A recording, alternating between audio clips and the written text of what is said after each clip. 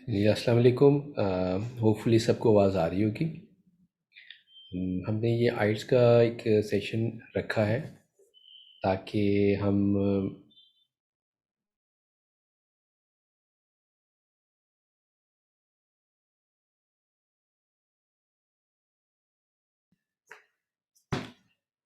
जी, अस्सलाम वालेकुम। आप लोगों को सबको आवाज़ आ रही होगी होपफुली। ये आइट्स का सेशन हमने रखा है। अभी तक आप लोगों की जितनी ऑनलाइन क्लासेस जा चुकी हैं उसके हवाले से हम बात करेंगे। कोशिश करेंगे कि इसके अंदर आप लोगों की जितनी भी क्यूरीज़ हैं और उसका जवाब दिया जा सके। तो जैसे कि आप सबको पता है कि हमने आइल्स जब शुरू किया था तो शुरू का जो इंट्रोडक्टरी लेक्चर था उसके अंदर हमने ये देखा था कि आइल्स क्यों ज़रूरी है, किन लोगों को आइल्स करना चाहिए। और I am sure that everybody is know about it, that what is the purpose of IELTS. IELTS में पर्पस कोई भी हो मगर उसकी प्रिपरेशन रिकमेंडेड इसलिए होती है because it's just not the assessment of your language. It's not just an assessment of how much you are good in English language, but also there are few tips and techniques, and you can work on them and try to get maximum bands. तो जितने अच्छे bands आएंगे उतनी आपकी जो eligibility है to apply in different courses वो ज़्यादा होएगी। ठीक है, तो अभी लोग आ रहे हैं इसके अंदर। मैं चाहता हूँ कि मैक्सिमम लोग इसको ज्वाइन करें ताकि आसानी हो जाए।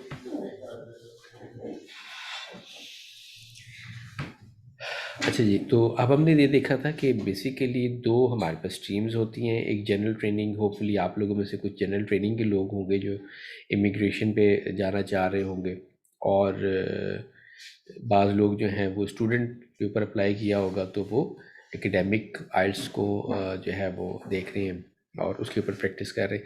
4 मॉड्यूल्स हैं बेसिकली इसके पैरेलल, आपको पता है। रीडिंग है और स्पीकिंग है, राइटिंग है और लिसनिंग है। तो हम अल्हम्दुलिल्लाह अभी राइटिंग तक पहुंच चुके हैं और एक हमारा सिर्फ रह गया है मॉड्यूल, वो है स्पीकिंग का। और स्पीकिंग में भी हम जो भी उसके हवाले से डिटेल्स होंगी, माइन्यूट से माइन्यूट डिटेल, वो भी आपके साथ डिस्कस करेंगे अपने रिकॉर्डेड लेक्चर्स में। और जो अभी तक हम पढ़ चुके हैं उसमें भी मेरा ये ख़्याल है कि आप लोगों ने अच्छे से उसको देखा होगा और उसको देख रहे हैं मज़ीद कि क्या आप लोग उसके अंदर बेहतरी कर सकते हैं, क्योंकि असल में जो हमारा पर्पज़ होता है वो ये होता है कि आपकी जितनी ज़्यादा प्रैक्टिस हो जाए। दो चीज़ें आइल्स के अंदर बहुत ज़्यादा इंपॉर्टेंट है। जो आज का आपको सेशन जो जूम मीटिंग हम कर रहे हैं इस वक्त, इसका जो आपको फ़ायदा होने जा रहा है वो ये होने जा रहा है कि हम जो टाइम मैनेजमेंट है उसको देखेंगे कि जब आप टेस्ट दे रहे होते हैं फॉर एग्ज़ाम्पल, तो उस वक्त जो है आपको टाइम कंस्ट्रेंट्स आती हैं। कभी कभी मैनेज नहीं हो पाता टाइम। ज़्यादातर स्टूडेंट्स, क्योंकि मेरा एक्सपीरियंस है इस हवाले से बहुत ज़्यादा, तो ज़्यादातर स्टूडेंट्स को प्रॉब्लम ये आ रही होती है। अगर आप लोगों ने भी टेस्ट किया है ख़ुद को या मॉक टेस्ट दिया है या अपने पास ही स्टॉप वॉच रख के आपने कोई टास्क परफॉर्म करने की कोशिश की है, तो you are well aware of it कि the time management is a very important thing. तो अगर आप टाइम को इफ़ेक्टिवली मैनेज कर लें, then you will able to get good bands in it. ठीक है, वो अच्छे आ सकते हैं। अच्छा, दूसरा जो होता है वो ये होता है कि व्हाट टू डू फर्स्ट। अब लिसनिंग जो टेस्ट है उसके अंदर तो आप ये नहीं डिटरमिन कर सकते कि आपने पहला क्या करना है। You have to go with the flow. जो इंफॉर्मेशन जैसे वो टेस्ट चल रहा है उसी फ्लो में आपको उसको करना है और उन्हीं फ़्लो में वो चलेगा और उसी फ़्लो में आप लोग सुन के तो उसको रिप्लाई करेंगे। मगर जो बाकी टास्क होते हैं उसके अंदर हम थोड़ा सा चेंज कर सकते हैं। जैसे फॉर एग्ज़ाम्पल आपका राइटिंग टास्क है, उसके अंदर आपको अगर कोई फ़िगर दी हुई है, कोई चार्ट दिया हुआ है जिसको आपको एक्सप्लेन करना है, या आपने कोई लेटर लिखना है और बाद में ऐसे भी लिखना है, तो ऐसे तो दोनों के लिए सेम है, जनरल ट्रेनिंग में और एकेडमिक्स में। मगर वो जो दूसरा छोटा टास्क है उसमें थोड़ी सी तब्दीली है। तो वो अगर आपने करना है तो कौन सा काम पहले किया जाए, ये बड़ी इंपॉर्टेंट चीज़ होती है। और उसमें आपकी प्रैक्टिस बेसिकली डिपेंड कर रही होती है। मैं इसके अंदर कोई हार्ड एंड फास्ट रूल नहीं कहता आप लोगों को पहले क्या करना चाहिए, मगर यूजुअली जो रिकमेंडेड है और जो फ़्लो है वो भी यही है। टेस्ट के अंदर भी वो एग्जामिनर भी आपको फैसिलिटेट इसी तरह से करते हैं कि पहले छोटे वाला टास्क परफॉर्म कर लें ताकि आप उससे बड़ी ज़िम्मा हो जाए। उसके लिए आपके पास जो 20 मिनट्स का टाइम होता है बजट टाइम, उसके अंदर कोशिश करें कि आप उस टास्क को पहले 15 मिनट में कंप्लीट कर लें और बाकी के 5 मिनट्स उसके रिव्यू के लिए देख लिए। अगर आपने एक दफ़ा रिव्यू कर लिया, अब उसको दोबारा रिव्यू करने की ज़रूरत नहीं है, तो 20 मिनट लगा कर आप बस उसको मुकम्मल करें और अगले जो 40 मिनट है उसके अंदर आपने ऐसे करना है। उसका भी सेम पैटर्न है कि आप कोशिश करें कि उसको 30 से 35 मिनट में कंप्लीट कर लें, क्योंकि 250 से 300 अल्फाज तक आपका वो होना चाहिए, ऐसे होना चाहिए। वो आप मुकम्मल कर लेते हैं तो उसके बाद आपके पास 5 से 10 मिनट होते हैं कि आप उसको रिव्यू कर सकते हैं। रिव्यू करना बहुत ज़्यादा ज़रूरी होता है। उसकी वजह ये होती है कि कई दफ़ा फ़्लो में लिखते वक्त जब चीज़ें आपके जहन में आ रही होती हैं और आप उसको फ़ौरन पेपर पे लिख रहे होते हैं, तो वो कई दफ़ा उसमें स्पेलिंग मिस्टेक्स होती हैं। ज़्यादातर मेरा ख्याल है कि मोर देन 70 to 80% स्टूडेंट्स जो हैं वो उनकी स्पेलिंग मिस्टेक्स हो जाती हैं। कुछ की ग्रामेटिकल मिस्टेक्स भी होती हैं, कुछ की प्रपोजिशंस की होती हैं, कुछ की हेल्पिंग वर्ब्स की होती हैं। जहाँ सिंगुलर लगाना था वहाँ प्लूरल लगा दिया, जहाँ प्लूरल लगाना था वहाँ सिंगुलर लगा दिया, इस तरह की होती हैं मिस्टेक्स। तो वो जब आप रिव्यू करते हैं तो उसमें वो सारी चीज़ें जो एरर्स होते हैं वो आप रेक्टिफाई कर सकते हैं। ठीक हो गया? तो this is how we can do these test. Listening की भी हमने बात कर ली और राइटिंग के फ़्लो की भी हमने बात कर ली है। पहले छोटे वाले टास्क को परफॉर्म कर लें, बाद में ऐसे। लेकिन ये कोई हार्ड एंड फास्ट रूल नहीं है। If you are comfortable with the essay then you can do essay first. रटा भी किसी हद तक काम आ जाता है इसके अंदर, लेकिन कोशिश ये करें कि रटा ना ही लगाएं। रीज़न बीइंग कि वहाँ पर एक टॉपिक नहीं होता। जैसे माय बेस्ट फ्रेंड जैसे होता था पहले, ऐसे आते थे ऐसे, अब वो वाले काम नहीं होते। वहाँ पर बाकायदा एक प्रॉपर आपने देखी मुख्तलिफ हमने सैम्पल्स भी डिस्कस किए थे अपने लेक्चर्स के अंदर कि जो ऐसे उसका एक टाइटल होता है उसमें रीजनिंग्स होती हैं, उसमें कुछ बात ऐसी होती है कि जो कि आपको उसका आंसर उसी के हवाले से देना होता है। तो अगर आप रटा लगाएंगे तो वो प्रॉब्लम करेगा वहाँ पे। कोशिश करें कि टाइटल के हवाले से ही बात हो। बेस्ट स्ट्रेटजी मैंने आपको बताया था 3 पार्ट्स में अपने आपने उसको डिवाइड करना है।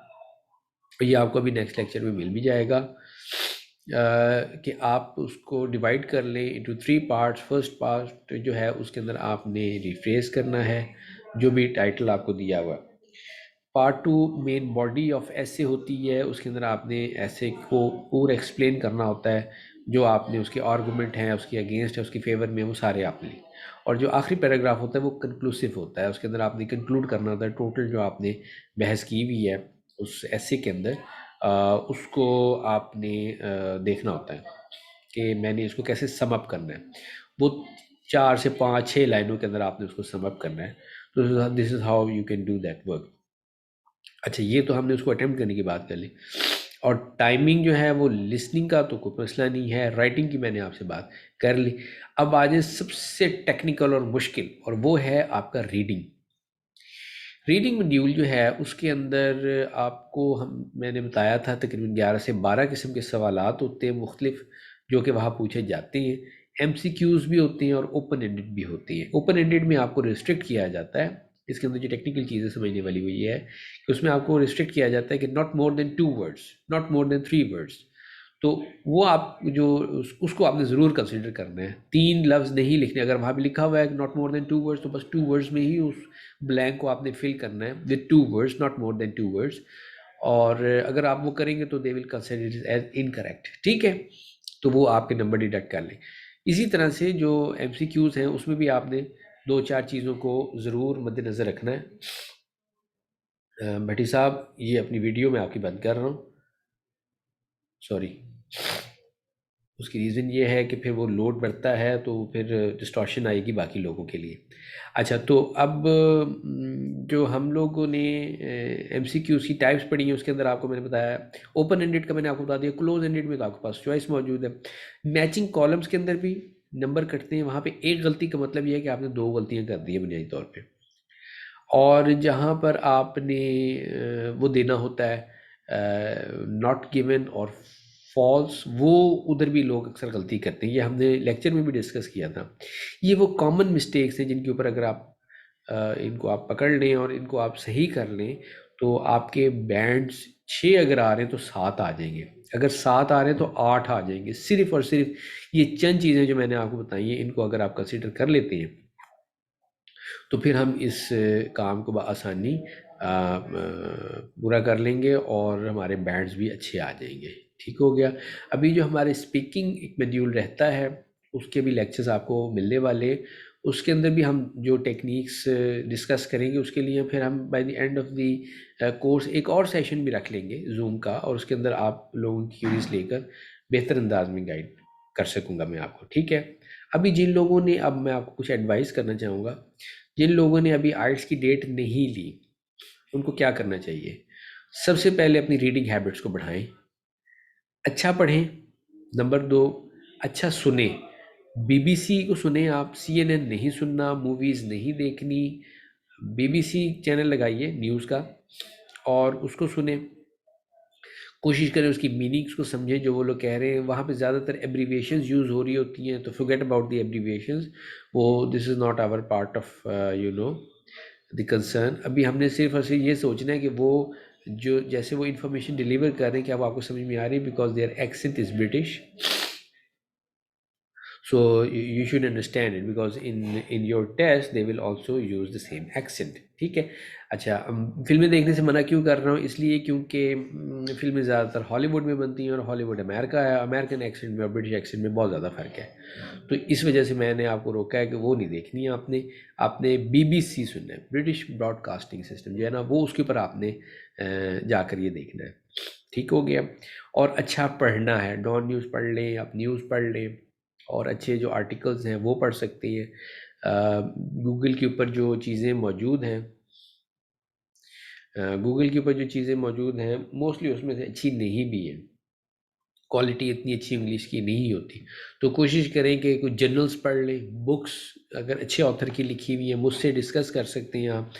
If you want to ask any question you can send जी, आप अपने जो एलएमएस है उसके ऊपर जाएं और वहाँ पर डिस्कशन बोर्ड बना हुआ है, उसके ऊपर आप जाके क्वेश्चन पुट कर सकते हैं, तो I can answer you over there. तो उसमें आप बुक्स ले लें, वो पढ़ लें। ये उन लोगों के लिए कि जिन्होंने अभी तक टेस्ट की डेट नहीं ली। जिन लोगों ने टेस्ट की डेट ले ली है उनके लिए ज़रा डिफरेंट है काम। उनको ये चाहिए है कि वो लोग टेस्ट की जो डेट जो जो लोग ले चुके हैं उनको ये चाहिए कि वो अब कंसंट्रेट करें सिर्फ प्रैक्टिस के ऊपर।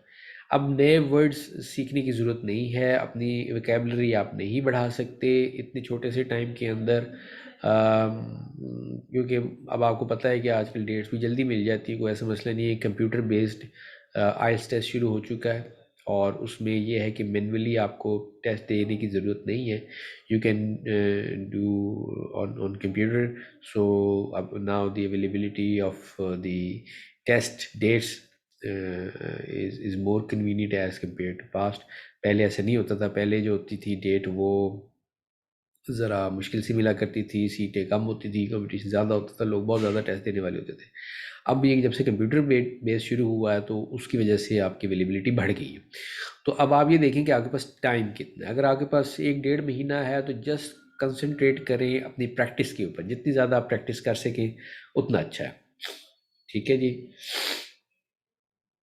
बाकी जो है भट्टी साहिब, जरवेश भट्टी टू एवरीवन। अच्छा ठीक है, ये जरवेश साहब ने सबको सलाम दुआ भेजी है। मैं समझा कोई क्वेश्चन होगा। आप लोग अपने जो चैट है उसके ऊपर आप सवालात पूछ सकते हैं। ठीक है। और जिन लोगों की मैं आपको बता रहा था कि जिन लोगों ने टेस्ट की डेट ले ली है और आपके पास महीना डेढ़ है तो सिर्फ आप टिप्स एंड टेक्निक्स के ऊपर कंसंट्रेट करें, प्रैक्टिस करें as much as you can. और जो लोगों ने अभी डेट लेना है वो उससे पहले अपनी वोकेबलरी बढ़ा सकती हैं, अपना फ़्लो बढ़ा सकती हैं। सुनना सबसे अच्छा है, उसके बाद पढ़ना दूसरे नंबर पे अच्छा है, तीसरे नंबर पे बोलना। ठीक है, ये आपको बहुत हेल्प करेगा। रीडिंग टेस्ट की जो लोग प्रैक्टिस करते हैं वो स्टॉप वॉच के साथ करें, इसके बगैर टेस्ट अटेम्प्ट करने का या मॉक टेस्ट देने का कोई फ़ायदा नहीं है। कोशिश करें अकेले कमरे में दें, कोई एड ना ले, मोबाइल फ़ोन स्विच ऑफ करके या उसको एरोप्लेन मोड में लगा के आप उसकी स्टॉप वॉच को ऑन कर लें और उसके बाद आप शुरू करें। अच्छा जी, ये किसी ने सवाल पूछा है कि no it is not like this that only 2 videos are uploaded. No, no sir, we have uploaded I think 8 or 9 videos till now. Yeah, till now we have uploaded 8 videos I think. So the 2 videos is not correct. आप उसको दोबारा देखिए, ठीक है? आप इसको दोबारा देखें। मैंने जो जितने भी अपने लेक्चर्स रिकॉर्ड किए हैं, there are all in English. So it was requested by some students that if you can conduct one live session in Urdu, it will become easy for us to understand. So I'm trying to give both flavors to you. आपको उर्दू में भी और अंग्रेज़ी में भी, दोनों में बता रहा हूँ। तो लेक्चर्स की तादाद ज़्यादा है जी, थोड़ी नहीं है, ज़्यादा तादाद है। 8 लेक्चर्स हैं और 2 नहीं है। ठीक हो गया जी। तो आप लोग जो है, ये जो मैंने आपको बताई है भाई, इसके ऊपर ज़रा कंसंट्रेट करें कि जो है आपके प्रैक्टिस वो आपने कैसे करनी है। मोबाइल को एरोप्लेन मोड पे लगाएं, उसका स्टॉप वॉच ऑन करें और फिर रीडिंग कॉम्प्रिहेंशन स्टार्ट करें। रीडिंग कॉम्प्रिहेंशन करने के लिए आप कोशिश ये करें, अगर आपके पास 3 पैसेजेस अगर हैं तो 1 बाय 1 उसको करें। और जो मैचिंग कॉलम्स वाले होते हैं उनको सबसे पहले अटेम्प्ट कर लें, क्योंकि आपने ताज़ा ताज़ा पढ़ा हुआ होता है पैसेज, तो उसके जितने पैराग्राफ्स होते हैं उसकी अंडरस्टैंडिंग आपको ज़्यादा हो रही होती है, तो आप उसको वहीं पर ही कर सकते हैं। तो जल्दी से आप पहले वो मैचिंग हेडिंग्स वाला काम कर लें, उसके बाद बाकी MCQs, true false not given वाला जो है उसको सबसे वो ट्रिकी ज़्यादा होता है, तो उसको भी आप प्रायोरिटाइज कर लें कि वो आपने करना है। और उसके बाद जो अदर थिंग्स हैं like matching columns with the association of two words with each other वाला जो होता है, जिसके अंदर एक कॉलम में ज़्यादा ऑप्शन एक में कम होती हैं, वो आप तीसरे नंबर पे कर सकते हैं। अच्छा, yes, we have received only 3 videos as week 1 has 2 videos and week 2 has only 2 videos. अच्छा, अब आपका थर्ड वीक शुरू हो गया है, तो अब उसमें आपको वीडियोस मिल रही होंगी, आई होप कि मिल रही होंगी। और अगर नहीं मिल रही तो इसको आप ईमेल कर दें, तो वो टेक्निकल टीम आपको रिप्लाई कर देगी कि कैसा क्यों हो रहा है। वैसे मेरा नहीं ख्याल, मुझे तो यही पता लगा है कि एक वीक में एक वीडियोस जाती है और वही आपको उसी सीक्वेंस से मिल रही है। अगर पहले वीक में 2 वीडियोस कर दी थी तो अच्छा, ये सत्यन शाह कह रहे हैं yes we received only 3 videos as week 1 has 2 videos and week 2 has only how many videos we don't know. I received only 3 videos, 2 in first week and third and second week.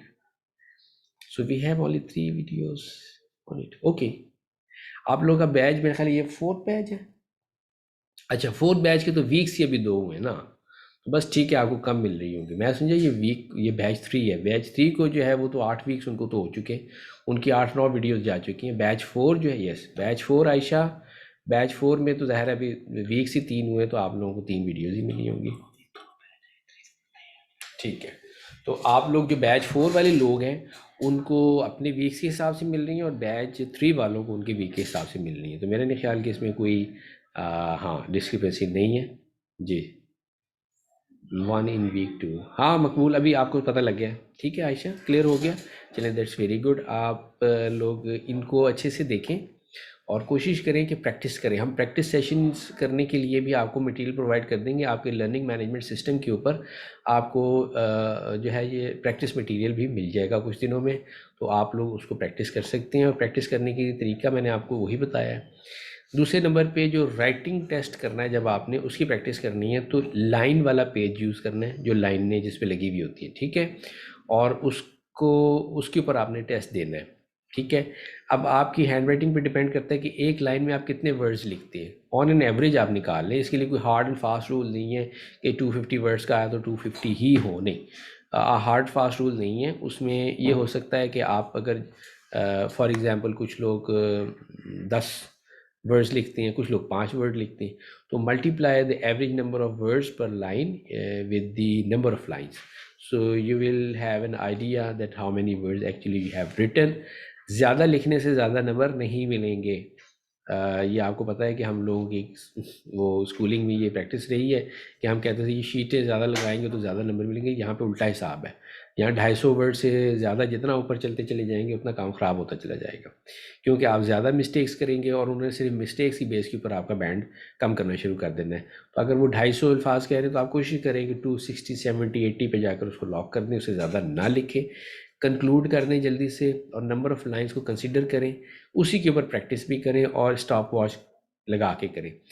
Ideal situation ये है कि आप सबसे पहले task to task जो है time को divide करें। फॉर एग्जांपल जैसे मैंने आपको कहा लेटर लिखने के लिए जनरल ट्रेनिंग वाले लेटर लिखते हैं कोई, तो उसके लिए 20 मिनट का टाइम है, तो सिर्फ आप उसी की प्रैक्टिस करी जाए। एक टाइम आएगा कि आप 20 मिनट से पहले उसको अटैम्प्ट करने लग जाएंगे और शायद 15 मिनट में कर लें। जिस दिन आप 15 मिनट में कर लें उस दिन टाइम मैनेजमेंट वाला मसला तो हल हो गया। बाकी 5 मिनट उसके रिव्यू के लिए रखें। Same is the case with the ऐसे राइटिंग। उसके लिए आपके पास 40 मिनट हैं, स्टॉप वॉच लगा के करें। कोशिश करें कि 30 से 35 मिनट के अंदर उसको कवर कर लें ताकि आपके पास 5 मिनट बन जाए उसको रिव्यू करने के लिए। फिर इकट्ठा दें वो पहले वाला टास्क और टास्क वन टास्क टू दोनों को 60 मिनट के अंदर परफॉर्म करने के लिए Aahista Aahista with the passage of time practice कर करके आपको ये टाइम आपका सेट हो जाएगा इंशाल्लाह, उसमें कोई मसला भी नहीं। और रिव्यू में आप बार बार देखें कि आपकी स्पेलिंग मिस्टेक्स और ग्रामेटिकल मिस्टेक्स कम से कम हो, क्योंकि वो नंबर काटने में ज़्यादा इंटरेस्टेड होते हैं रादर कि आपका मटेरियल जो लिखा हुआ है उसको चेक करने में। क्योंकि जो रिब्रिक्स होती हैं पीछे जहाँ पे मार्क्स एलोकेशन का एक मैकेनिज़्म बना होता है, उसमें वो लोग कोशिश ये करती हैं कि आपको जो है मिस्टेक्स के ऊपर पेनलाइज किया जाए। लेकिन जो आपने सही लिखा हुआ है वो ठीक ही है, वो बस सही है, वो उसके ऊपर ज़्यादा वो लोग फोकस नहीं करते। अच्छा जी, आसिम कह रहे हैं कि Q card is difficult. Yes, Q card is difficult. When we will start our speaking test videos, then we will discuss about the cue card and how to deal with it. And we have some tips for cue card as well, so nothing to worry about it. Inshallah जब वो वाले lectures upload हो जाएंगे तो then you will able to understand what is the cue card and how we can make it easy। ठीक है ना, अभी तो आपको डिफ़िकल्ट लग रहा है लेकिन after those lectures you will understand that it's not that much difficult, it is very easy, but how to manage it we will discuss in those lectures। ठीक हो गया जी। अच्छा, अब session is open for all of you because still we are on the midway। तीसरे batch वालों के लिए 8 और बाकी लोगों के लिए 3 लेक्चर्स गए हुए हैं, तो आप लोग बाकी भी देख लें, ठीक है। और उसके बाद साथ साथ उसके हवाले से सवालात पूछते चले जाएं। जब हम एक फ़ाइनल सेशन दोबारा रखेंगे, एक लाइव सेशन, उसमें जब आपके सारे मॉड्यूल्स कवर हो चुके होंगे तो फिर आपके लिए ज़्यादा आसानी होगी सारे प्रोसेस को समझने के लिए और उसके लिए सवालात करने के लिए। अच्छा, स्पीकिंग को मैंने सबसे एंड पर इसीलिए रखा था क्योंकि speaking kindly teach me what teach me E2 IELTS channel is on YouTube is good और नॉट। अच्छा, आप लिखेंगे आइट्स, लिज आइट्स, LIZ और आइट्स। एक ब्रिटिश ट्रेनर है, उसके आपको लेक्चर्स मिलेंगे यूट्यूब पे। ही इज़ वेरी गुड, ठीक है। E2 I am not talking about the other channels because some of them are very good but some of them are really bad because they are just misguiding students. They just want to drag them to their own academies, so their video lecture is all about their own academies and when you will come to us we will give you this and that, so this is rubbish। जो अच्छे channels हैं उसमें Liz आइल्स आप लिखेंगे LIZ और आइल्स, आपको एक British trainer लड़की मिलेगी, वो she is very good in it. उसने बहुत अच्छे से कुछ चीज़ों को एक्सप्लेन किया हुआ है, specially if you are talking about the writing skills, the grammar, the communication, the flow of information. These tips and tricks are very good with her. वो उसने बहुत अच्छा किया हुआ, तो उसको आप लोग कंसिडर करें। Indian channels not recommended because although some of them are good but not all of them, some of them they just want to drag these students to their own academies, so that is why they just made some teasers. Actually they are not lectures, they are teasers, so they made it in that way that they will give you half cooked things, and if you want something fully cooked you have to join them physically on their academy. So it's not recommended. Just Les IELTS and few other channels are good. तो my recommendation for instance is less its, ये आप ज़रूर कीजिएगा। उसमें उसने बहुत अच्छे से बहुत सारी चीज़ों को एक्सप्लेन किया हुआ है। मेरे पास असल में थोड़ा सा मसला ये होता है कि वो लिमिटेड टाइम होता है जिसमें लेक्चर रिकॉर्ड करना होता है, दूसरी मसरूफियात भी हैं, तो इस वजह से फिर वो उतना ही मैं कोशिश ही करता हूँ कि उसके अंदर कम से कम आपको वो सारी इंफॉर्मेशन मिल जाए कि जो कि आपके जहन में पॉसिबली आ सकती हैं, जो क्वेश्चंस आ सकती हैं, जो जो कि आपको फेस करने पड़ सकते हैं। तो मेरी कोशिश ये होती है कि मैं उन तमाम को इंक्लूड करूँ, और वो मैं इंशाल्लाह करता भी रहा हूँ। आप लोग इंशाल्लाह उसको देखेंगे तो आपको और अच्छा लगेगा। और उसमें तमाम वो इंग्रेडिएंट्स, क्योंकि थोड़ा सा लिमिटेशन होती है ऑनलाइन लर्निंग में, तो हमने उसको ओवरकम करने की कोशिश किया है इसके अंदर कि आपको बिल्कुल फील ना हो कि आप ऑनलाइन पढ़ रहे हैं। It's just like that we are sitting in front of each other और हम उसको कर रहे हैं, ठीक है। अच्छा, फ्लुएंसी बढ़ाएं। जिन लोगों ने अभी आइल्स की डेट्स नहीं ली हैं and if they want to become fluent in speaking, you should watch BBC News. It will sharpen two skills. One is your listening ability, and second is your speaking ability, and you will able to do all of these things very easily if you become habitual of watching BBC. Okay. And BBC is not boring, let me tell you. It's very interesting news channel, and they bring all of those flavors in which people are usually get engaged. You will engage too. उसमें तमाम news शामिल होती है, कुछ politics, कुछ economics, कुछ कुछ media से रिलेटेड, तो बड़ा इंटरेस्टिंग सा पैकेज बनाते हैं वो लोग, तो आप बोर नहीं होंगे। वो आप देखते रहें। दूसरा, रीडिंग मटेरियल के लिए मैंने आपको बताया कि अच्छा अखबार, जर्नल्स, इनको फोकस करें आप। बाकी चीज़ें मैं रिकमेंड नहीं करता। बुक्स अगर आप इंटरेस्टेड होती हैं तो मुझसे डिस्कस कर लें कि सर कौन सी बुक पढ़नी चाहिए, तो मैं आपको वही बता दूंगा। तो इस वजह से वो आप करें ज़रूर। अपनी वोकेबलरी को बढ़ाएं।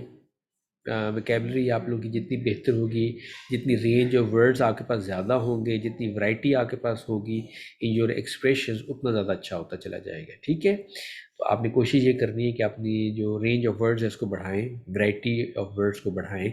You can use multiple words for the same concept, for explaining the same thing. You can use many words, so try to use those words which are synonymous in their meaning, so that you can show to the examiner that I have a range of words. Okay, this is very important. You should show that your range of words is good, your vocabulary is good. So try to use multiple synonymous words rather to use one word again and again. It will put a very bad impact on your writing, for example. Okay.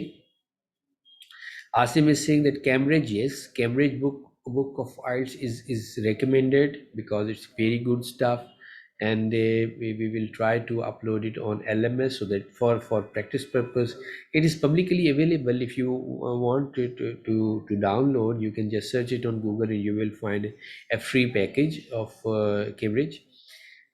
Okay. Noman is saying this, sir, IELTS week 5 audio is not good. Okay, sound is running in all the courses. In all courses, sound is rendering in all the courses. Okay, ये उसकी आवाज़ का मसला है week 5 का, ये मैं note कर लेता हूँ और ये मैं भी बताता हूँ टेक्निकल टीम को कि ये वीक 5 में।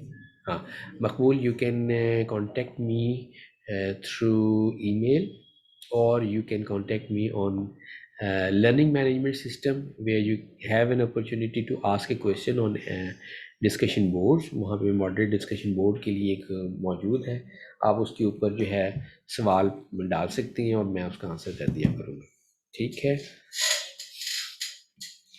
Okay, so the problem has been resolve.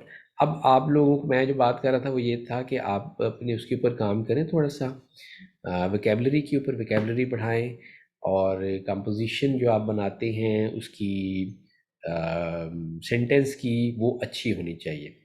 अच्छा, एक बहुत काम की बात जो कि खैर वो हम अभी राइटिंग के मॉड्यूल में भी आपको मिल जाएगी अपने लेक्चर्स में, लेकिन मैं आपको अभी अलहदा से इस सेशन में भी बता देता हूँ। आपने उसके ऊपर ज़रूर काम करना है, जितने भी आप लोग इस वक्त यहाँ पर मौजूद हैं participants. We make our vocabulary vast, yes, okay. Numan, अपनी वोकैबुलरी को बढ़ाने के लिए थिसॉरस का इस्तेमाल करें, डिक्शनरी का नहीं, थिसॉरस का। थिसॉरस इंग्लिश टू इंग्लिश होती है, उसके अंदर एक वर्ड होता है, उसके कई सिनोनिमस वर्ड उसके आगे लिख दिए जाते हैं। It will help you a lot, आप उससे अपनी वोकैबुलरी बढ़ा सकते हैं। और डिक्शनरी यूज़ नहीं करनी, even if it is Oxford university, you can use it for if you don't know the meaning of one particular word in English. अगर आप उर्दू में कोई वर्ड आपको पता है और उसका आपको अंग्रेज़ी नहीं आता है तो डिक्शनरी काम देगी, लेकिन सिनोनिमस वर्ड के लिए आपको सिनोनिमस वर्ड्स के लिए आपको जो है वो थिसॉरस इस्तेमाल करना चाहिए। ठीक हो गया? अच्छा, एक जो मैं आप लोगों को टिप देना चाह रहा था बड़ी ज़बरदस्त, जितने भी पार्टिसिपेंट्स हैं उनको ये बहुत फ़ायदा देगी, वो ये है कि आप लोग कनेक्टिंग वर्ड्स को जो है इस्तेमाल करना सीखें। एक तो उनको पहले मेमोराइज़ करें, ठीक है? उनको देखें कौन कौन से कनेक्टिंग वर्ड्स होते हैं। मैं आपको बताता हूँ कौन कौन से कनेक्टिंग वर्ड्स होते हैं। मैं आपको सिर्फ एग्जांपल्स दूंगा, बाकी आपने खुद उसको सर्च करना है और उसको इस्तेमाल करना है आपने खुद, और तलाश करने कि वो वर्ड कनेक्टिंग कहाँ कहाँ यूज़ होते हैं। मसलन एक वर्ड है, वो है परहैप्स। परहैप्स, ठीक है। एक वर्ड है ऑल्दो। ऑल्दो, ठीक है। Due to. Due to. Because. Because, ठीक है। ये कुछ वर्ड्स हैं जिनको आप as a connecting word use करते हैं, जिसको उर्दू में आप कह लें अगरचे, चुनाचे, क्योंकि, जो कि, ठीक है। तो ये वाले वर्ड्स जो होते हैं ये दो या दो से ज़्यादा जुमलों को आपस में कनेक्ट करने के लिए इस्तेमाल होते हैं, ठीक है। अंग्रेज़ी में भी बिल्कुल ऐसे ये कनेक्टिंग वर्ड्स होते हैं, और ये एक सिंपल फ्रेज़, एक सिंपल सेंटेंस को complex, either, very good, Asim ने बिल्कुल सही कहा, आइदर। तो ये वर्ड्स क्या करते हैं, बेसिकली आपके दो जुमलों को आपस में कनेक्ट करते हैं। एक जुमला जो लिखा होता है वो सिंपल एक जुमला जैसे चंद जुमलों पर हो मुश्तमिल, वो एक सिंपल सेंटेंस कहलाता है। And if you want to make it a complex statement, you should add this kind of connecting words in it, ठीक है। फॉर एग्जांपल, अभी जो है पानी की इनटेक बढ़ गई है। फॉर एग्जांपल, मैं ज़्यादा पानी पी रहा हूँ और बाहर गर्मी ज़्यादा हो रही है। एक तो ये तरीका है बात करने का। दूसरा क्या है कि मैं पानी ज़्यादा पी रहा हूँ क्योंकि गर्मी बाहर ज़्यादा हो रही है। ये जो क्योंकि मैंने बीच में लगाया, इसने इन दोनों को आपस में कनेक्ट कर दिया। इस किस्म की जो कनेक्टिंग वर्ड होती हैं वो एक चीज़ को एक्सप्लेन करने के लिए भी इस्तेमाल होती हैं और एक चीज़ को डिनाई करने के लिए भी इस्तेमाल होते हैं। जैसे ऑल दो, आपने जैसे एक वर्ड इस्तेमाल किया कि जी although test of IELTS is difficult, although there are some other ways to make it easy, ठीक है।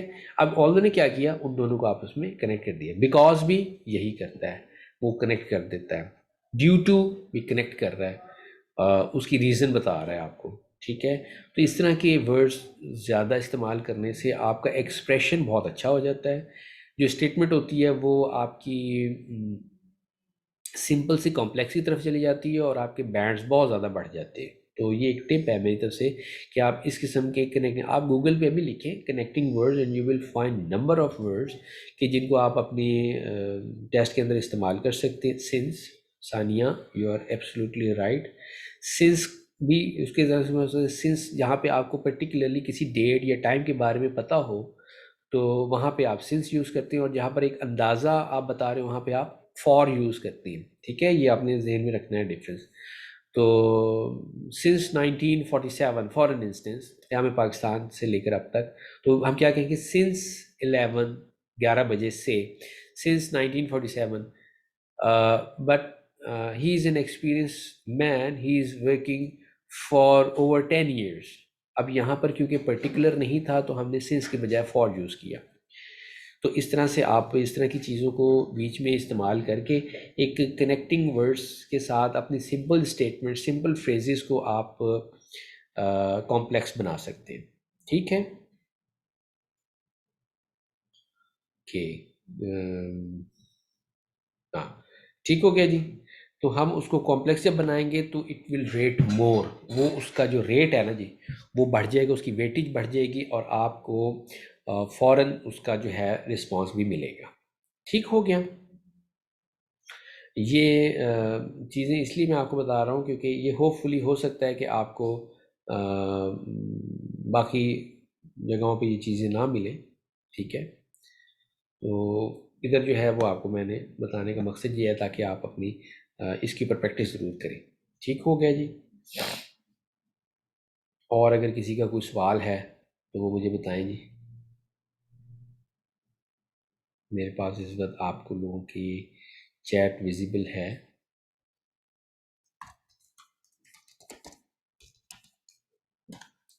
अच्छा सॉरी, मैंने आप लोगों की चैट इसलिए ओपन की हुई है लेकिन आपका माइक ऑफ इसलिए करवाया हुआ है क्योंकि फिर वो कई दफ़ा मिस्टेक से वो माइक में वो कोई किसी का ओपन रह जाता है तो वो फिर आवाज़ आती है, वो फिर डिस्टर्बेंस होती है काफ़ी ज़्यादा। तो आपने जो भी है क्वेश्चन वो आप लिख कर सकते हैं। ठीक है, I am here to answer all of these questions. अगर आप लोगों को उसमें कोई प्रॉब्लम आ रही होती है क्या नाम लेते हैं एलएमएस में, आप वो भी पूछ सकते हैं। ठीक है, मेरे कांटेक्ट का मैंने आपको बता दिया, आप कैसे कांटेक्ट कर सकते हैं। और इसी तरह से अगर और कोई चीज़ आपने पूछनी है तो ज़रूर करें। तो ये प्रैक्टिस सेशन आपने ज़रूर करना है कि आप गूगल पे कनेक्टिंग वर्ड्स को फाइंड करें और उनका ज़्यादा से ज़्यादा इस्तेमाल करें। अननेसेसरीली नहीं करना। जी, कंजक्शंस भी हैं, उसका भी आपने कंसिडरेशन करना है। Sir lecture voice is always low. Azeema, आपने जब भी लेक्चर सुनना है ना तो ट्राई टू पुट ईयरफोन, ठीक है, ईयर प्लग्स जो होते हैं उसको आपने इस्तेमाल ज़रूर करना है। ठीक है जी, ये ज़रूरी काम है। अच्छा, ये कौन सा है भाई? ठीक है, तो आपको फिर आवाज़ उसकी सही आ जाएगी उसकी। वैसे मैं टेक्निकल टीम को भी कह देता हूँ कि वो उसकी जो आवाज़ है उसको वो रखें, कंसिडर करें और उसको इंशाल्लाह वो बेहतर करेंगे। ठीक है, मिल जाएगी इस मीटिंग की। यस हसन, कोई बात नहीं, अगर आप टाइमली ज्वाइन नहीं कर सके इवन देन नो प्रॉब्लम, आपको इसकी रिकॉर्डिंग भी मिल जाएगी। आप को इस हम इसको अभी जूम पर कर रहे हैं, मैंने रिकॉर्डिंग ऑन कर रखी है। ठीक है, तो या ये रिकॉर्ड हो रहा है साथ साथ। ठीक है, जब हमारा ये पूरा हो जाएगा तो फिर हम इस पूरी वीडियो को अपलोड कर देंगे, आपके लिए इंशाल्लाह अवेलेबल हो जाएगी। Sir kindly guide me about the IELTS computer based test, we have to type ऐसे। Yes, in computer based IELTS जब आप कंप्यूटर एडेड टेस्ट देती हैं तो उसके अंदर आपको पेपर पेंसिल नहीं मिलता, you have to type it on the computer. So if your typing speed is good, go for it, but if even it's not good, then you should not go for it. Go for the physical test, writing with your pen or something. How much one word is repeated? Farooq, try to avoid repetition of word. If the word is a noun, then no problem. For example, you are using the word of Pakistan, noun, no problem. Mister Berkeley, वो उसके अंदर एक किसी बंदे का नाम इस्तेमाल हुआ है, so if you are using it over the multiple times, it's okay, but try not to use it again and again. For example, Mr. Berkeley is an intelligent person, full stop. He is a professor in a university. So Mr. Berkeley एक दफ़ा हो गया और उसके बाद हमने क्या use किया? He is, जो अभी ऊपर मेरे ख्याल किसी बच्चे ने ऊपर लिखा भी है। तो ये जो ही हमने यूज़ किया, ये हमने किस लिए यूज़ किया? To avoid the name of that person again and again. अब mister Berkeley is an intelligent person, mister Berkeley is a professor in a university, it doesn't look nice. कैसा अच्छा लगेगा? Mister Berkeley is an intelligent person, he is a professor in a university. तो ये जो हम use करते हैं ये इसलिए यूज़ करते हैं ताकि रिपीटेशन ऑफ वर्ड्स को रोके। Even in nouns it is not recommended, लेकिन वर्ब के लिए तो गुनाह है कि आप लोग आइल्स का टेस्ट दे रहे हों और उसमें कोई वर्ब आ जाए और वो आप बार बार उसको यूज़ कर रहे, नहीं करना। Try to avoid it. आपने एक लफ्ज़ को एक दफ़ा इस्तेमाल कर लिया, जैसे मैंने अभी ये कहा कि वो इंटेलिजेंट है, अब आप बार बार लिखो कि इंटेलिजेंट है, इंटेलिजेंट है, intelligent, it doesn't look nice. क्या अच्छा लगेगा? ही is A able man, he is an able man. अब वो एक एबल आदमी, एबल मतलब काबिल, इंटेलिजेंट मतलब ज़हीन, so somehow they are synonymous words. तो try to use different words in one piece of writing, और कोशिश करें उसको दिखाएं, शो करें, आपको जितने वर्ड्स आते हैं उसकी वैरायटी ऑफ वर्ड जो है वो आपकी नज़र आनी चाहिए। ठीक है। हाँ जी। Sania Nisar sir, this computer based test is conducted online? जी नहीं, आपको इसके लिए सेंटर ही जाना पड़ेगा। जैसे बाकियों का टेस्ट होता है वैसे ही आपका भी सेंटर पे होगा, लेकिन वो कंप्यूटर एडेड होगा। ठीक है। तो कंप्यूटर एडेड टेस्ट जो है उसको आपने कंप्यूटर पे कंडक्ट करना है, लेकिन वो कंप्यूटर और वो सारी चीज़ें आपको एग्ज़ाम सेंटर्स वाले प्रोवाइड करेंगे। ठीक हो गया? तो ये यहाँ पर नहीं होगा, ये वहीं पर ही होगा। ठीक हो गया? अच्छा जी। और क्या है सवाल? Yes, most welcome, most welcome. ठीक हो गया? तो ये कंप्यूटर एडेड टेस्ट का हरगिज़ ये मतलब नहीं है कि ये ऑनलाइन होगा और आप घर बैठे दे सकती हैं, नहीं।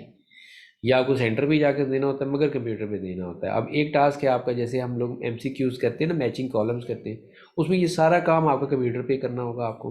इनकी फ़ी भी सेम है और सारा कुछ, बस सिर्फ फ़र्क ये है कि जो आपका पेपर बेस्ड टेस्ट होता है उसकी जो टाइम स्लॉट्स होती हैं वो कम होती हैं, वो कम उसके डेट्स अवेलेबल होती हैं, मगर कंप्यूटर एडेड जो है वो रोज़ाना और होता है।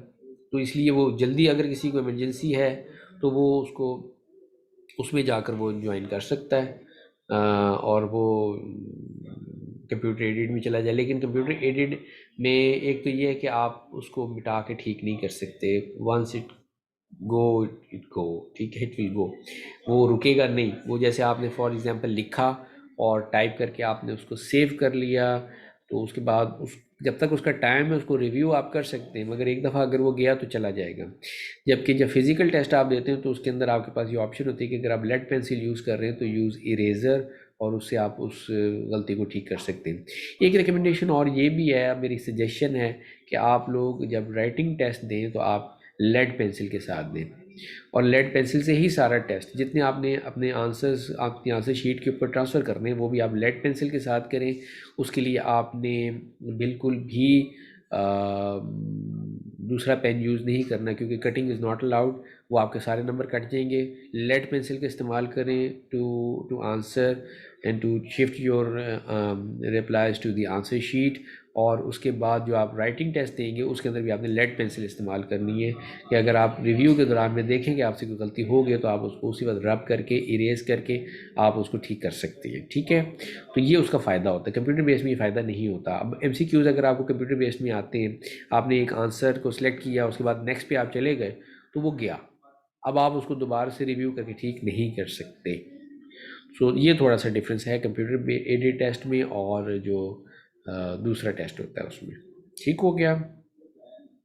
तो मैं ये चाहता हूँ कि आप सबके बैंड्स बहुत अच्छी आएँ, बहुत अच्छी आएँ और सबके आ सकते हैं। मेरा एक्सपीरियंस रहा है कि जिन बच्चों की इंग्लिश को ख़ास अच्छी नहीं भी थी, वो उन्होंने प्रैक्टिस अच्छे से की, उन्होंने इन टिप्स के ऊपर अमल किया, वो बहुत अच्छे बैंड ले गए। और बहुत से बच्चे मेरे स्टूडेंट्स ही ऐसे हैं यूनिवर्सिटी में भी कि जो कि प्रैक्टिस नहीं किया उन्होंने और ये टिप्स नहीं ली उन्होंने, और अपनी इंग्लिश उनकी बहुत अच्छी थी मगर उनके बैंड इतने अच्छे नहीं आए। मैं उनको पर्सनली जानता हूँ। वो पोस्ट ग्रेजुएट के मेरे स्टूडेंट्स थे, उन सारों के मैंने स्कॉलरशिप करवाए थे बाहर के ममालिक में पीएचडी प्रोग्राम्स में। तो उनके लिए था कि मैंडेटरी कि वो आइट्स दें। अब वो आइट्स उनको वो ओवर कॉन्फिडेंट हो गए शायद, उन्होंने लोगों ने जो टेस्ट दिए बगैर तैयारी के दे दिए तो उनके बैंड्स अच्छे ही नहीं आए। उनमें से कुछ तो पीएचडी के लिए जा भी नहीं सके, उनका सेशन ही मिस हो गया। तो लेकिन बाज़ ऐसे स्टूडेंट्स थे कि जो कि इतनी अच्छी इंग्लिश नहीं थी उनकी, लेकिन जनाब माशाल्लाह उनके बेहतरीन बैंड्स आ गए और वो लोग चले भी गए। तो ये डिपेंड करता है कि आपने प्रैक्टिस कितनी की है, ये डिपेंड करता है कि आपने इंस्ट्रक्शंस को प्रॉपर्ली फॉलो किया है या नहीं किया। तो ये सारी चीज़ें उन पर डिपेंड कर रही होती हैं। ठीक है। आई होप कि आप लोगों ने इस सेशन को अच्छे से इंजॉय किया होगा। ठीक है। और देखा होगा कि हम इसको किस तरह से करने की कोशिश कर रहे हैं। ठीक है। इससे फ़ायदा लेंगे आप लोग, और जो टेस्ट हमने रिकॉर्डेड लेक्चर्स में आपके पास पढ़े हुए हैं उनको भी आप ज़रूर देखिए, और फिर आपको बेहतर तौर पे आइडिया हो जाएगा कि हमने उसको कैसे करना है। ठीक हो गया। एक ये चीज़, और दूसरी चीज़ ये है कि आप प्रैक्टिस करें जितना कर सकते हैं। कनेक्टिंग वर्ड्स की एक्टिविटी मैंने आपको बताई है, वो आप प्लीज़ करें। इसके अलावा स्टॉप वॉच के साथ एरोप्लेन मोड पे लगा के आंसर, ताकि बीच में अगर आपको कोई मैसेज वगैरह आ जाता है तो उसका जवाब नहीं देना, क्योंकि आप टेस्ट दे रहे हैं। अपने साथ ऑनेस्ट होकर आपने स्टॉप वॉच लगा कर वो टेस्ट कंडक्ट करनी है, प्रैक्टिस करनी है। जितनी ज़्यादा करेंगे उतना ज़्यादा अच्छा होगा। रीडिंग और लिसनिंग मटेरियल मैंने आपको बता दिया है। बीबीसी न्यूज़ है, डॉन न्यूज़ है, वो आप पढ़ सकते हैं। और बीबीसी आप सुन सकते हैं, बीबीसी आप पढ़ भी सकती हैं। ऑनलाइन भी बीबीसी मौजूद है, वहाँ पर भी सुन भी सकते हैं, पढ़ भी सकते हैं। अच्छी इंग्लिश पढ़नी है आपने, ब्रिटिश एक्सेंट को फॉलो करना है। No need to go to the American accent, so avoid Hollywood movies, just concentrate on these sources which I am telling you. एक मैंने आपको बताया यूट्यूब पे लिज आइल्स के नाम से आपको मिल जाएगा।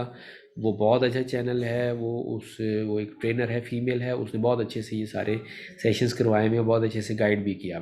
कनेक्टिंग वर्ड्स के हवाले से मैंने बात की है कि वो भी आपको करनी चाहिए यूज़, ताकि सिंपल स्टेटमेंट से निकल के हम कॉम्प्लेक्स की तरफ चले जाएं।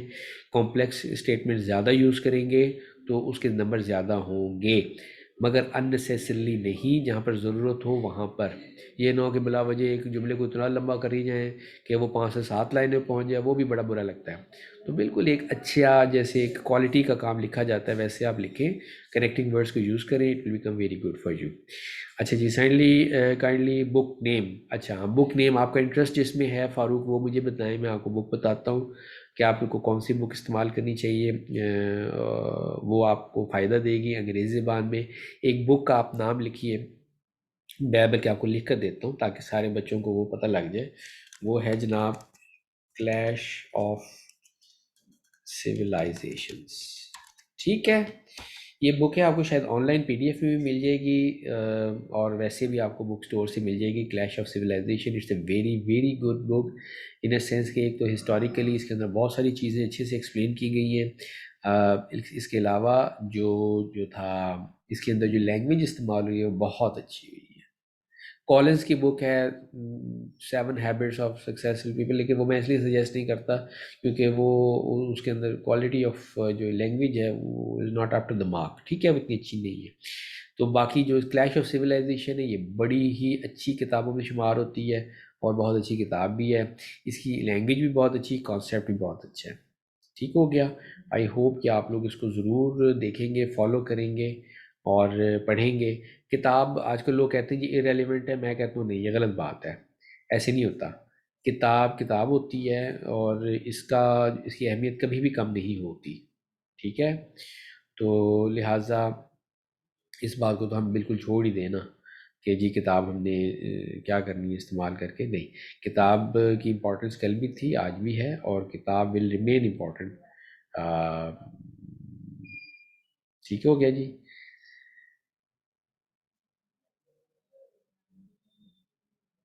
Okay sir, please share your email address.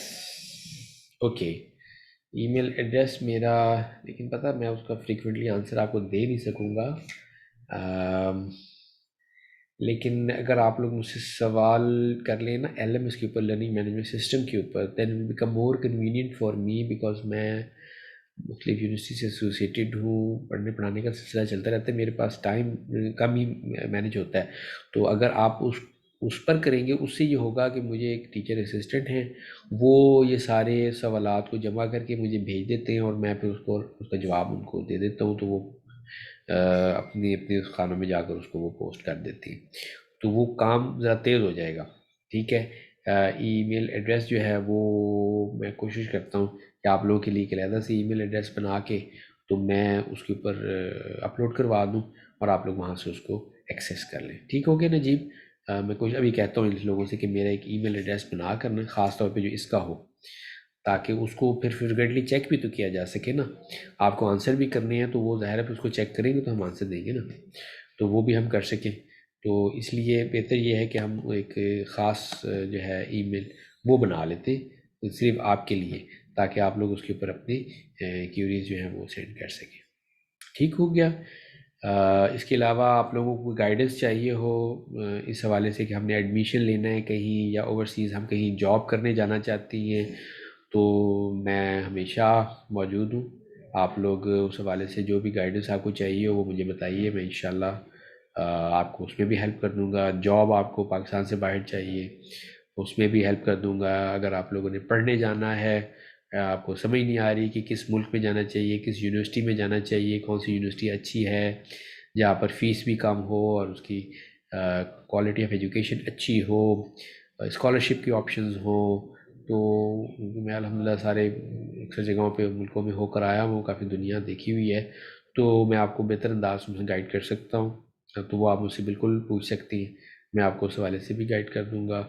और बेहतर ये है कि आप लोग आइट्स के ऊपर वो ध्यान दे के अच्छे बैंड्स लें, ताकि आपकी जो एडमिशन है वो अच्छी यूनिवर्सिटीज़ में हो, ठीक है ना। और फिर उसके ऊपर वीज़ा सक्सेस रेशो भी बहुत ज़्यादा हो जाती है। जितने अच्छे बैंड्स होंगे उतने ज़्यादा चांसेस होते हैं कि आपका वीज़ा भी लग जाए, तो वो लग जाएगा। उस हवाले से भी अगर आपको कोई गाइडेंस चाहिए तो you are most welcome. We are here, our team is here to help you in this regards. ठीक हो गया जी। तो उस मामले में भी अगर आपको जो जो हेल्प चाहिए होगी वो हम आपकी ज़रूर करेंगे इंशाल्लाह। एडमिशन के हवाले से तो नो प्रॉब्लम। ठीक हो गया। तो अभी भी हमने ऑन बोर्ड काफ़ी यूनिवर्सिटीज़ को लिया हुआ है अपने साथ। तो मेरे पैनल के ऊपर बहुत सारी यूनिवर्सिटीज़ हैं कि जो मुझे हेल्प करती हैं स्टूडेंट्स के एडमिशन्स में। और वैसे भी जहाँ पर भी आप को अच्छा लगे, आप मशवरे के लिए अगर मेरे से रब्ता करना चाहते हैं ज़रूर करें। मैं अपना एक ईमेल एड्रेस भी आपको प्रोवाइड कर दूँगा, और आप उसके ऊपर भी मुझसे रब्ता कर सकते हैं। ठीक हो गया जी। तो थैंक यू सो मच जी। Bless you all and have a good future. ठीक हो गया। हमारी दुआएं आपके साथ हैं इंशाल्लाह। नेक्स्ट सेशन भी हम इसका इंशाल्लाह फ्रीक्वेंटली रखेंगे, जल्दी रखेंगे, और कोशिश करूँगा कि उसमें फिर टाइम निकाल के अच्छे से आपको गाइड किया जा सके।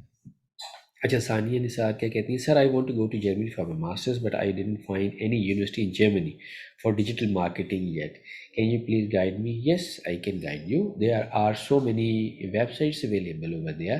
It's not difficult for you right now because you have a Google, you have access to all of these universities. आप जर्मनी में आप लिखिए तो आपको वहाँ पर एक पोर्टल्स मिल जाएंगे मुख्तलिफ। मैं उसको रिकमेंड करता हूँ, DAAD, डैड आप लिखेंगे तो आपको वहाँ पर एक पोर्टल मिल जाएगा। उसके ऊपर सारी यूनिवर्सिटीज़ भी ऑन बोर्ड हैं, और वो मुख्तलिफ कोर्सेज़ भी ऑफ़र करती हैं, स्पेशलाइजेशंस भी ऑफ़र करती हैं। तो डिजिटल मार्केटिंग की भी डोमेन में आपको वहाँ पर कुछ ना कुछ मिल जाएगा। नंबर 2 ये है कि जो है ना आपकी जो जर्मन यूनिवर्सिटीज़ या यूरोपियन यूनिवर्सिटीज़ हैं, बेसिकली ये क्या करती हैं कि ये आपको थीसिस करवाती हैं, रिसर्च करवाती हैं मास्टर्स प्रोग्राम। अगर आपको स्पेशलाइजेशन नहीं भी मिल रही तो भी कोई बड़ी बात नहीं है। जब आप वहाँ जाके अपना कोर्स वर्क मुकम्मल कर लेते हो, लास्ट सेमेस्टर में आपको ऑप्शन मिलती है कि आप अपना कोई थीसिस रख लें, तो वो प्रोफेसर अरेंज करके देना उस पर्टिकुलर डोमेन के लिए वो यूनिवर्सिटी का काम होता है, और वो ये आपको करके दे सकती है। तो उसके लिए पर लेकिन वो सारी यूनिवर्सिटीज़ नहीं है, वो कुछ यूनिवर्सिटीज़ ऐसा करती है, कुछ यूनिवर्सिटीज़ ऐसा नहीं भी करती। तो उस हवाले से भी आपको इंशाल्लाह कोई गाइडेंस चाहिए होगी तो आपको ज़रूर दे देंगे। ठीक हो गया। बाकी लोग भी अगर कोई इस तरह की चीज़ चाहिए हो, पूछनी हो, तो आप कांटेक्ट कर सकते हैं। हम एक अलहदा से एक ईमेल इसका बना के तो आपको शेयर कर दिया जाएगा LMS पे, तो आप उसके ऊपर भी वो सारे सवालात पूछ सकते हैं। ठीक हो गया जी। Thank you so much. Stay blessed. अल्लाह हाफिज़।